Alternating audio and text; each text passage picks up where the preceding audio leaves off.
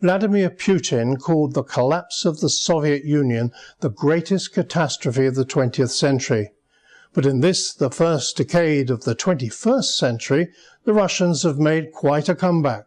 Stratfor founder George Friedman talks about the role of Russia in his new book, The Next Decade. How real and how strong is this comeback, George? Russia has certainly come back, but we have to remember that before the fall of the Soviet Union, Russia was poor but powerful. After the fall of the Soviet Union, Russia was poorer and weak. From the standpoint of the Russian people, the 1990s, the decade that we remember so fondly as cooperative with the Russians, was a catastrophe. Boris Yeltsin presided over a disaster, not only to the nation, but to individuals. Retirees not getting their pensions, workers not being paid for months at a time. It is difficult for Americans to understand that what we call liberalization, the Russians experience is collapse. Vladimir Putin took power primarily to rectify this situation. And he's done so in a number of ways.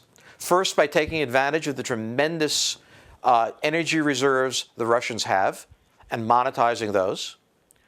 Second, by resurrecting the powerful state in Moscow to control and rule over the Russian Federation, and then reaching out to other nations of the former Soviet Union, not merely to rule them, but to deny hostile powers, the United States, some of the Europeans, from taking advantage of that. There has been a tremendous comeback, but I would put it a little differently. The situation in the 1990s was unnatural and untenable and couldn't maintain itself. What we have seen is a return to a more normal situation in which the state rules Moscow, Moscow rules the region. Where in the region do you expect Russia to gain more power in the next 10 years? Well, it's already tremendously influential in places like Kazakhstan, Ukraine, Belarus. The areas that still remain to be settled are places like Moldova in the southwest, and particularly the Baltics. When the Cold War was going on, NATO was almost 1,000 miles away from St. Petersburg, Leningrad in those days. Today, it's about 100 miles away. Now, NATO assures the Russians that although it is a military alliance, it has no military meaning. The Russians aren't soothed. They don't like the idea of this bayonet pointing northward, and one expects that at some point the Russians will try to create a new reality. And what they're trying to do is not to recreate the Soviet Union or the Russian Empire.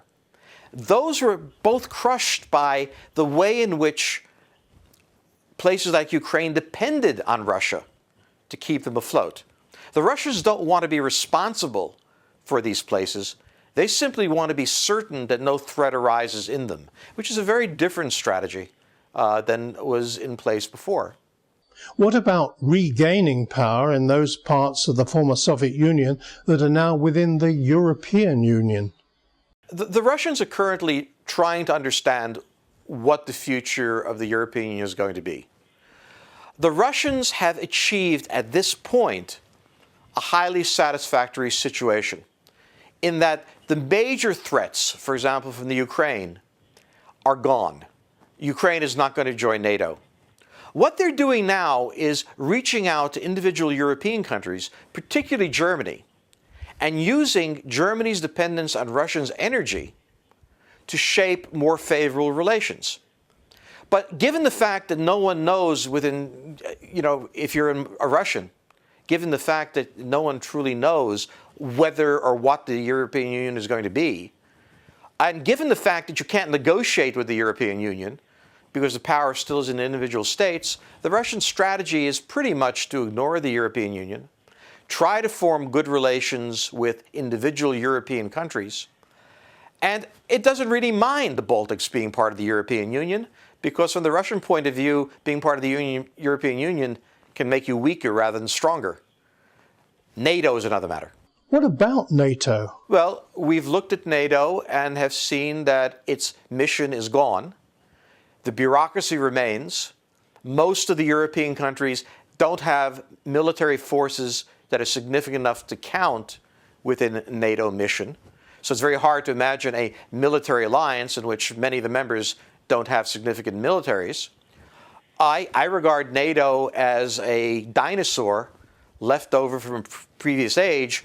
We should be talking about NATO the same way we talk about the League of Nations, something that was. And it's sort of as if the League of Nations were still holding meetings today, as if they were relevant.